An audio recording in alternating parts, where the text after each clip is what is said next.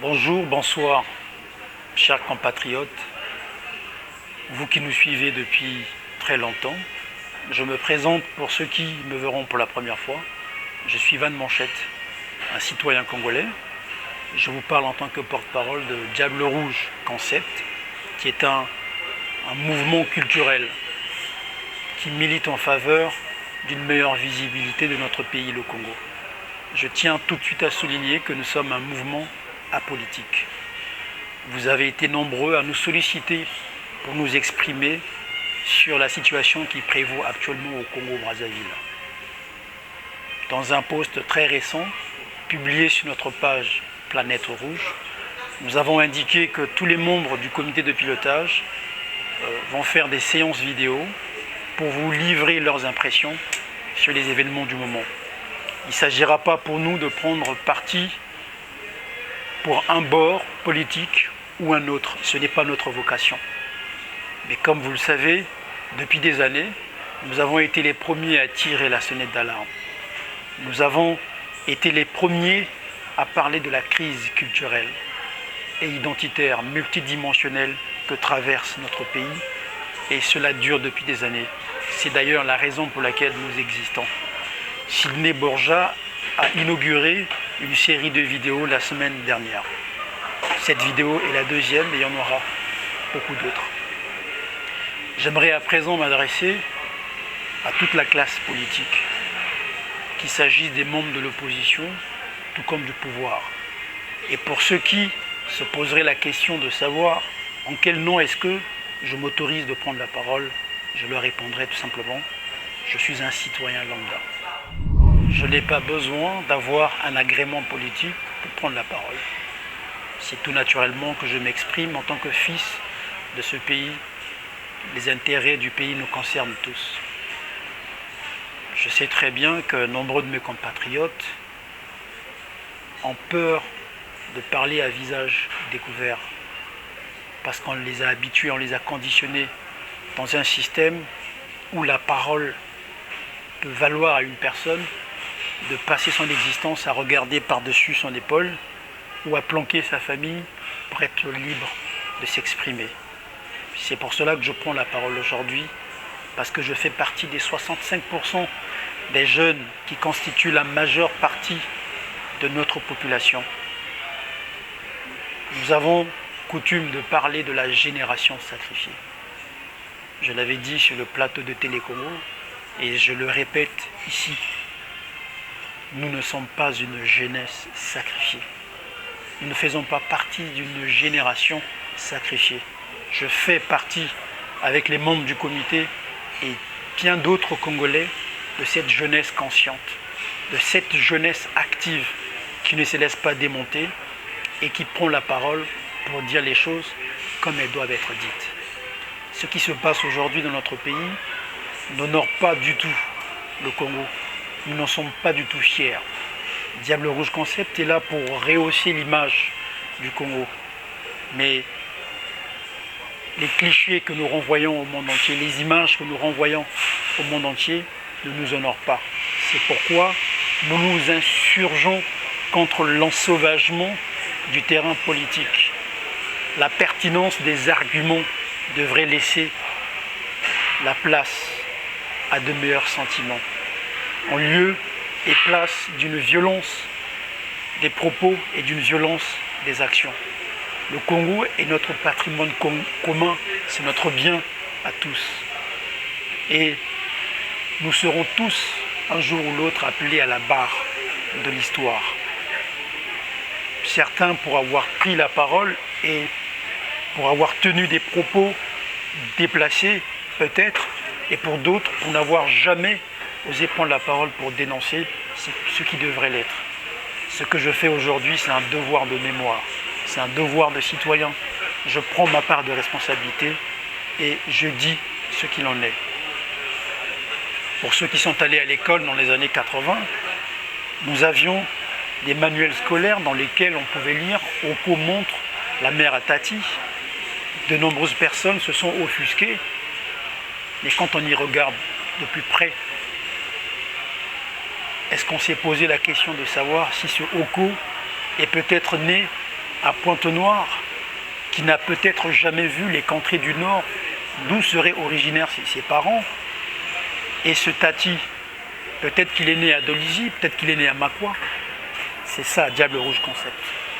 L'unité dans la diversité dans l'unité. Si vous regardez très bien les profils qui constituent notre comité, vous serez convaincus que nous sommes dans le vrai. Au sein de notre comité, il y a des Mboshi, il y a des Vili, il y a des Teke, il y a des Lari, il y a des Vili, il y a des Congos, il y a des gens de toutes les ethnies possibles. Comme tout groupe humain, il nous arrive d'avoir des différends, il nous arrive de ne pas forcément tomber d'accord, mais nos désaccords restent dans le cadre du combat d'idées. Et c'est à cet exercice que nous appelons nos hommes politiques.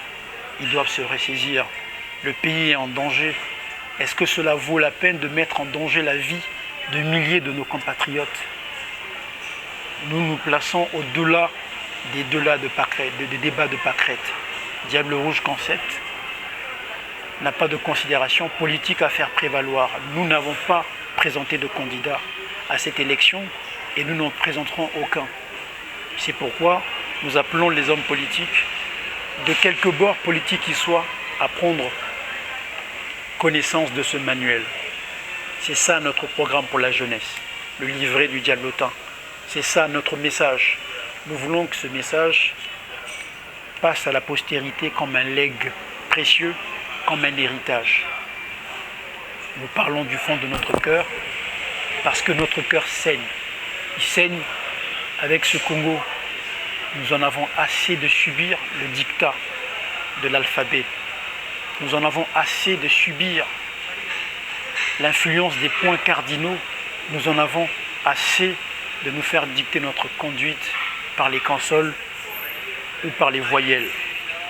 Un Congolais, qu'il soit du nord, qu'il soit du centre, du sud, d'est ou d'ouest, est un Congolais avant tout.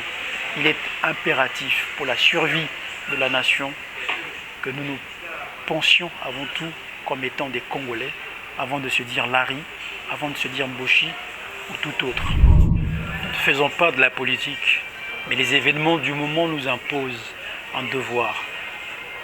Le devoir de parler avec notre cœur. Oui, on parle de la République. Mais de quelle République est-ce que nous voulons? Une République où on est obligé de faire de la politique pour réussir dans la vie, où on est obligé d'utiliser la politique comme un ascenseur social? Une République où lorsqu'on s'adresse à ses compatriotes, on est obligé de mettre un masque? Ou lorsqu'on s'adresse à son peuple, on doit encourir des risques pour sa vie, on doit planquer sa famille pour pouvoir parler à ses compatriotes? Ce n'est pas cette République dont je rêve. Je rêve d'une République où un Congolais du Kwilu pourrait se retrouver président du MCDDI.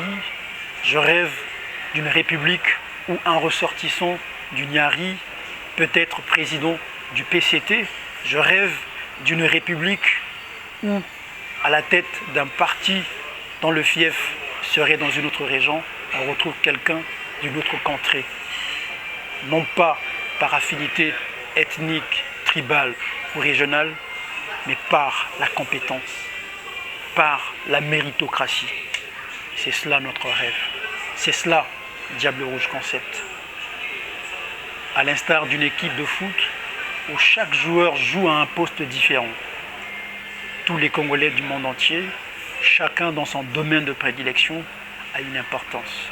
Et nous avons le devoir, nous avons un devoir historique qui est de tout faire en sorte pour qu'on puisse bâtir cette nation que nous appelons de nos voeux.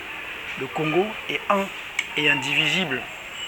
Les hommes politiques passent, mais le pays reste et demeure.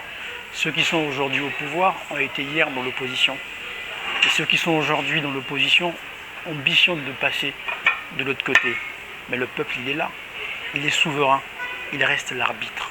C'est pourquoi j'appelle nos hommes politiques à cesser cet état de fait, à s'asseoir ensemble autour d'une table, parce que de toute façon, il n'y aura pas d'autre issue. toute solution passera forcément par le dialogue.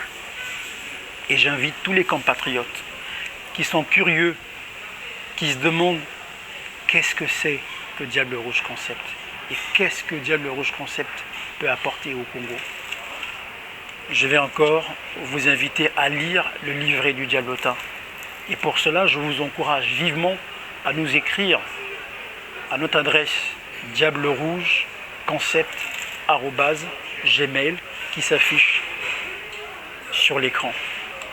Chers compatriotes, nous sommes tous des Congolais, nous ne le dirons jamais assez.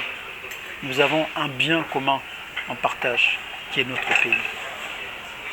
Il y a des intérêts qui dépassent de loin la politique. N'oublions pas qui nous sommes. Gardons présent à l'esprit que nous sommes tous des Congolais. Que nous soyons du Nord, que nous soyons du Sud, que nous soyons du Centre, que nous soyons de l'Est ou de l'Ouest, nous sommes avant tout des Congolais. Je suis attristé aujourd'hui quand je vois des compatriotes se réjouir du fait qu'une partie de la population se fait massacrer. Peu importe les raisons, ce ne devrait pas être un sujet de réjouissance. C'est peut-être le fait de la banalisation, de la violence, du fait d'un matraquage médiatique et cinématographique auquel les gens ont été habitués, mais la vie humaine, elle est sacrée. Revenons à nos valeurs bantoues. Voilà mon appel à la nation. Je suis fortement touché au point de me demander où est passée l'intelligentsia congolaise. On n'entend pas beaucoup parler des intellectuels. À part Alem Abankou, ce grand frère que je salue beaucoup, qui a eu le courage de dénoncer les injustices, qui a eu le courage de prendre position par rapport à ce qui se passe au pays. Cela ne veut pas dire que je partage forcément tout ce qu'il a dit, mais au moins il a osé, il a dit quelque chose. C'est à cet exercice que j'invite tous les compatriotes. Parce qu'un jour ou l'autre, devant le tribunal de l'histoire, nous rendrons des comptes. Restez connectés sur Diable Rouge Concept et faites-nous confiance. Chaque fois que la patrie nous appellera, eh ben, nous répondrons présent. Diable Rouge un jour, Congolais pour toujours. Merci. Salima kasi, yo momengo chike kolo Kongo kengo wapi tolembi yote.